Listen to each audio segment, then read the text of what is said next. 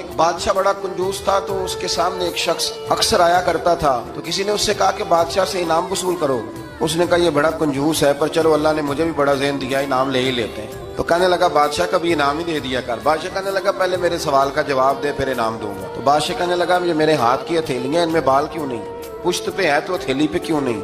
उसने भी फिर कमाल ही जवाब दिया। कहने लगा आप सखी बड़े हैं। वो दे दे के ना बाल सारे घिस गए। बादशाह को बड़ा ही गुस्सा आया, पता तो उसे था ना मैं कंजूस हूँ। तो गुस्से से के साथ कहने लगा तो तेरे हाथों में क्यों नहीं बाल? कहने लगा बादशाह तूने दिया बड़ा है तो मैंने लिया बड़ा है। तेरे दे दे के घिस गए हैं तो मेरे ले के घिस गए हैं। तो उसको और गुस्सा आया। कहने लगा तो ये जो सारे बैठे हैं तो इनके हाथों में बाल क्यों नहीं? कहने लगा बादशाह तू देता रहता है, मैं लेता रहता हूँ, तो ये हाथ मलते रहते हैं, इनके माल के घिस गए।